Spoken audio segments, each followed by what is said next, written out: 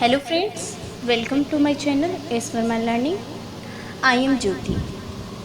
आज हम लोग जो है एक नया चैप्टर स्टार्ट करने वाले हैं ज्योग्राफी में, जिसका नाम है इनसाइड आवर अर्थ। अब इनसाइड आवर अर्थ, अब जब हम इनसाइड आवर अर्थ बोलते हैं तो इनसाइड क्या मतलब होता है? अंदर।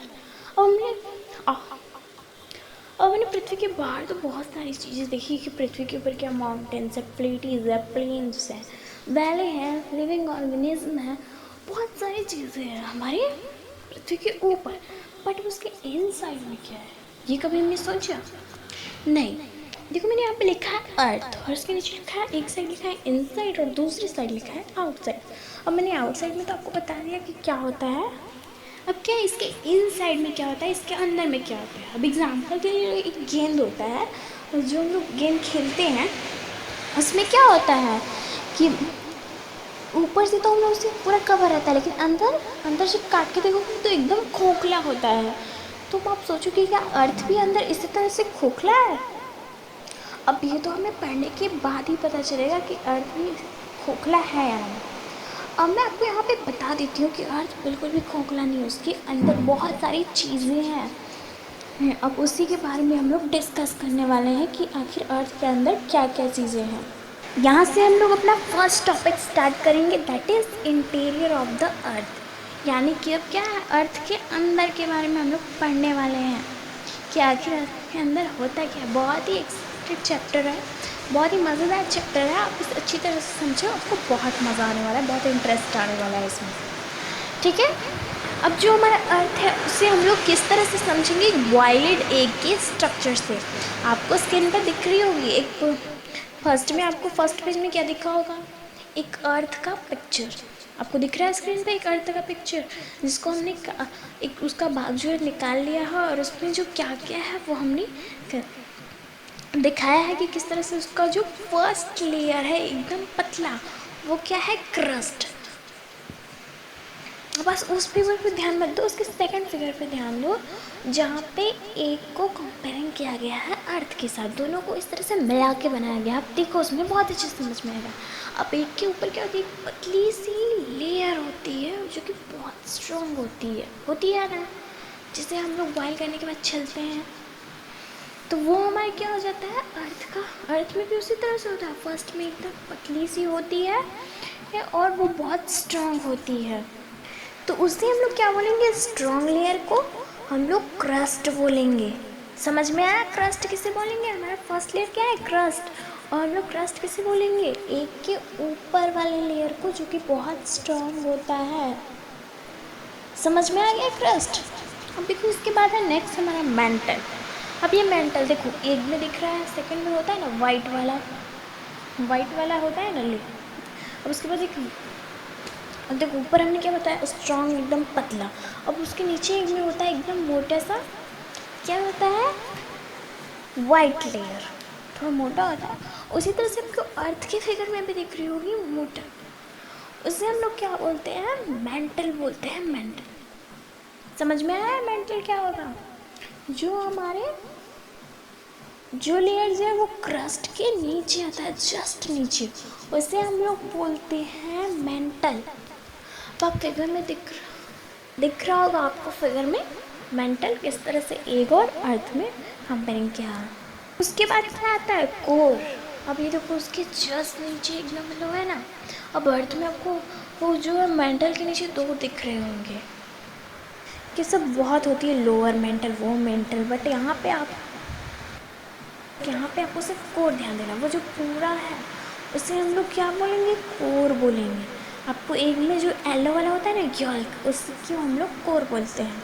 समझ में आ गया? क्रस्ट, मेंटल और कोर कौन कौन से होती है हमारे अर्थ में? अगर नहीं समझ में आया हो तो डोंट वरी, आगे भी हम लोग जब ये तीनों लेयर के बारे में एक एक करके डिस्कस करेंगे ना, तो वहाँ पे आपको मैं फिगर में मार्क कर दूँगी, तो जिससे कि आपको समझ में आ जाएगा कि कौन सा क्रस्ट है, कौन सा मेंटल है और कौन सा कोर है।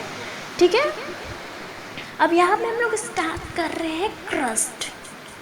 आपको एक फिगर दिख रहा है ना बड़ा सा स्क्रीन पे, उसमें हम लोगों ने उसमें हमने मार्क की है, आपको दिख रहा होगा क्रस्ट, मार्क कर दिया हमने क्रस्ट पे और लिखा भी हुआ है क्रस्ट। यहाँ पे क्या है, क्रस्ट इज अ, क्रस्ट क्या है, crust is upper most layer over the earth surface. मैंने अभी भी बताया कि जो क्रस्ट है वो ऊपर वाला लेयर है। एक में बताया ना मैंने, स्ट्रांग होता है जिसे हम लोग छिलके निकाल देते हैं, उसे हम लोग खाते नहीं है। अब मैं एक के बारे में बात करूँ तो आपको एक करी की याद तो नहीं आ गई? अरे याद आ गई होगी तो आज बना लेना और खा भी लेना। सॉरी, हम लोग टॉपिक से थोड़ा सा उधर आ गए थे, अब हम लोग टॉपिक पे चलते हैं। यहाँ पे क्या, crust is a upper most layer over the earth surface. तो इसे हम लोग डिफाइन इस तरह से कर सकते हैं कि upper most layer over the earth surface is called crust. समझ में आ गया कि किस तरह से हम लोग क्रस्ट को डिफाइन कर सकते हैं? यहाँ पे लिखा है मैंने second, it is the thinnest of all the layer.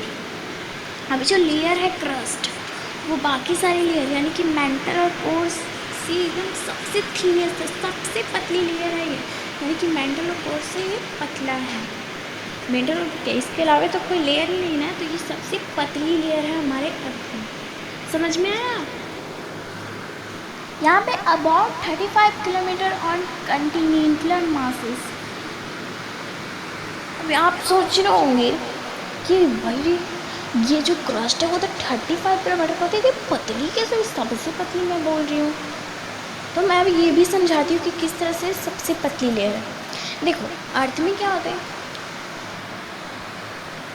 अर्थ अंदर कितनी लंबाई होगी, 1000 2000, यानी कि इससे भी ज़्यादा हमारा अर्थ की लंबाई होगी नीचे अंदर में।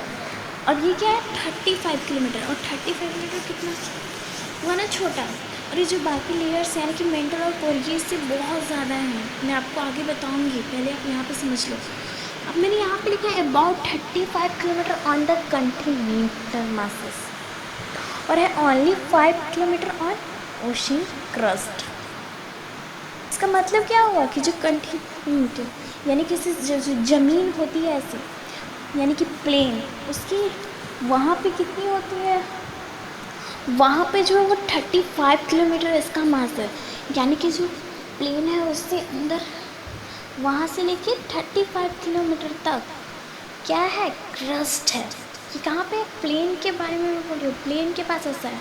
लेकिन अब जो ओशन के पास है, अब सोच रहे हो ओशन, वहाँ तो सिर्फ पानी ही पानी होता है। अब भाई तो समुद्र में तो सिर्फ पानी ही पानी होता है, तो वहाँ पे ज़मीन कहाँ से? तो देखो अगर आप मान लो पानी में गिर जाते हो, तो ऐसे थोड़ा ना है कि आप पूरा आपको अंदर जाते रहोगे, अंदर जाते रहोगे, आपको पानी मिलता है। जैसे नहीं, आप कहीं पे रुकोगे और कहीं पे आपको ज़मीन मिलेगी, मिलेगी। अब वहाँ जो ज़मीन है, अब वहाँ से हमारा 5 किलोमीटर ही इसका मास होता है, यानी कि यहाँ से लेकर 5 किलोमीटर तक ही क्या होता है, हमारा क्रस्ट होता है। आपको फिगर में दिख रहा होगा कि मैंने ओशन है और कंटिनेंट है, और ओशनिक क्रस्ट है और कंटिनेंटल क्रस्ट है, वहाँ पे लिखा हुआ है फिगर में, आप देख सकते हो। अब ऐसा क्यों है तो मैंने आपको वो बता दिया। The main mineral constitution of the continental crust are silica and alumina. अब ये जो कंटिनेंटल क्रस्ट है, मैंने अभी बोला ना 35 किलोमीटर तक, वो जो है वो किससे बना है, सिलिका और एल्यूमिना से। ये जो एल्यूमिना है वो बहुत ही हल्की होती है एल्यूमिना। तो देखो अब यहाँ पे है एसाई, यानी कि सिलिका में क्या है एसाई, और एल्यूमिना में क्या है एल। फर्स्ट दो अक्षर की मैं बात कर रही हूँ तो वर्ड की।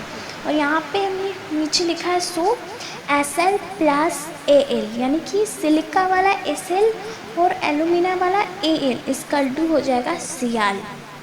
अब यहाँ पे जो सियाल है वो क्या है, ये कंटिनेंटल क्रस्ट को हम लोग क्या बोलेंगे, सियाल। समझ में आएगा? आपके बुक में दिया हुआ है सियाल, आप अच्छे से पढ़ना, आपको समझ में आएगा। अब यहाँ पे the main mineral constitution of oceanic crust are silica and magnesium, यानी कि जो ओशनिक क्रस्ट होती है वो क्या, सिलिका और मैग्नीशियम से बनी होती है। ये जो मैग्नीशियम ये बहुत हार्ड होता है, और इसी के कारण जो है ओशनिक क्रस्ट जो है वो बहुत भारी होता है। अब देखो यहाँ पे सिलिका, सिलिका क्या हुआ, दोनों में कॉमन हो गया, तो सिलिका से यहाँ पे कोई फ़र्क नहीं पड़ने वाला। अगर सिर्फ सिलिका से बना ये होता हमारा ओशनिक क्रस्ट, तो ये भी एकदम कॉन्टिनेंटल क्रस्ट की तरह हल्का होता। पर यहाँ पे क्या आ गया, मैग्नीशियम, मैग्नीशियम के कारण यहाँ पे हमारा जो ओशनिक क्रस्ट है वो भारी हो जाता है, वो हार्ड हो जाता है देन कॉन्टिनेंटल क्रस्ट। अब देखो यहाँ पे सिलिका का एसआई और मैग्नीशियम का एमए दोनों को प्लस किया हम लोगों ने, तो क्या निकला, सीमा। यानी कि हम लोग ओशनिक क्रस्ट को सीमा बोलेंगे। समझ में आया, ओशनिक क्रस्ट को हम लोग सीमा बोलेंगे और कॉन्टिनेंटल क्रस्ट को शियाल। यहाँ तक समझ में आ गया। अब है अपर लेयर, यहाँ पे मैंने लिखा है upper layer equal to crust, यानी कि क्रस्ट क्या अपर लेयर है ना अर्थ का, इसलिए हमने लिखा है क्रस्ट। अब यहाँ पे क्रस्ट इक्वल टू है सियाल, यानी कि कॉन्टिनेंटल क्रस्ट, और सीमा यानी कि ओशनिक क्रस्ट, तो सियाल प्लस सीमा। अब देखो क्या है, अपर लेयर क्या हुआ, क्रस्ट। अब क्रस्ट में क्या क्या होगा, सियाल और सीमा। समझ में आ गया, यहाँ पे क्रस्ट खत्म हो गया। अगर आपको कोई प्रॉब्लम होगी तो आप कमेंट में लिखना, मैं उसका आंसर ज़रूर दूँगी, ठीक है। अब हम लोग डिस्कस करेंगे मेंटल। आपको स्क्रीन पे फिगर दिख रहा है ना मेंटल का, मैंने मार्किंग कर दी है कि उसमें से कौन सा मेंटल है। अब just beneath the crust is mental. आप यहाँ पे अपने आप से समझना है तो आप समझ सकते हो कि क्रस्ट के जस्ट बिलो, क्रस्ट के जस्ट नीचे वाला जो लेयर आएगा वो मेंटल होगा। समझ में आया। अब ये जो मेंटल है वो मैग्मा के स्टेट में होता है। मैग्मा मतलब क्या, उसको क्या बोलते हैं, ज्वालामुखी, वॉल्केनिक के स्टेट में ये होता है। वॉल्केनिक के जैसे उसमें से जो निकलता है ना आग जैसा पानी, उसी की तरह ये हमारा मैग्मा आई मीन मेंटल है। अब देखो क्या होता है, अगर कोई बहुत सालों से कोई ज्वालामुखी बन रहा है, वो फटती है तो उसमें से आग वाली निकलती है ना, आग वाली मतलब वो ज्वालामुखी फटती है तो उसमें से आग निकलता है ना, तो वो आग थोड़ी ना उस पहाड़ में रहती है, वो हमारे ज़मीन के अंदर है, वो हमारी अर्थ के अंदर है, और वहीं से वो उसके ज़रिए बाहर निकल जाती है। समझ में आ रहा है ना। अब यहाँ पे mantle extend up to depth of 2900 kilometre below the crust. अब क्रस्ट जो अर्थ से 35 किलोमीटर तक हो गया, अब उसके आगे जो आया वहाँ से लेके 2900 किलोमीटर तक क्या हो गया, क्रस्ट। अब आपके मन में उस समय जब मैं क्रस्ट पढ़ा रही थी, आपके मन में क्वेश्चन आया था ना कि 35 किलोमीटर है, सबसे थिनेस्ट कैसे हो गया, और यहाँ पे देखो 2900 है, तो हुआ ना वो थिनेस्ट। देन द मेंटल, ठीक है। अब मेंटल यहाँ पे हमारा एंड होता है। अब हम किसके बारे में पढ़ेंगे, कोर के बारे में।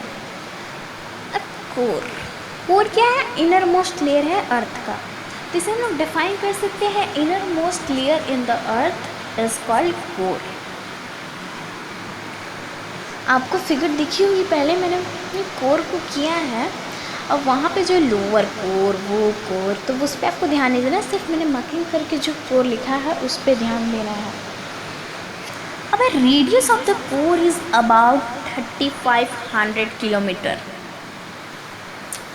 मेंटल कितना था हमारा, 2900 किलोमीटर, और ये जो है 3500 किलोमीटर क्या है, रेडियस। मैंने यहाँ पे साइड में एक सर्कल बनाया, मान लो कि वो जो सर्कल जहाँ से शुरू है वहीं से कोर शुरू होता है।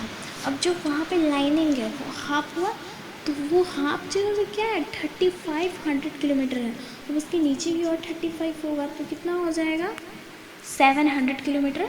इसका पूरा डिस्टेंस है कोर का। तो हुई ना सबसे थिनेस्ट वाली लेयर, यानी कि क्रस्ट सबसे थिनेस्ट वाली लेयर हो गई, और सबसे अगर ज़्यादा लेंथ वाली अगर लेयर के बारे में पूछा जाए तो क्या होगा, core. That is the inner most layer in the earth. समझ में आया यहाँ तक। अब it is mainly made of nickel and iron. अब आयरन का सेकेंड नेम क्या होता है, फेरस। फेरस इसका सेकेंड नेम होता है, आप समझ लो, या फिर आयरन का शाइन भी होता है Fe, इसको यहाँ से ले लो। अब देखो यहाँ पे क्या है, जो निकल का एना हुआ और फेरस का एफी, इसको हम लोगों ने मिलाया तो इससे क्या निकल गया, नेफ निकल गया ना। तो ये जो हमारा लेयर है उसे हम लोग लीफ भी बोल सकते हैं, निफ या फिर नीफे। आपकी हिंदी वाली बुक में नीफे दी गई होगी यहाँ पे, लेकिन इसको नीफ पढ़ना है इंग्लिश में, ठीक है। यहाँ पे हमारा ये टॉपिक इन होता है। और इस टॉपिक में अगर आपको कुछ समझ में नहीं आया हो तो please commented me, I wait for your comment, okay. अब हम लोग नेक्स्ट वीडियो में क्या पढ़ेंगे, रॉक्स एंड मिनरल्स के बारे में। तब तक के लिए बाय बाय।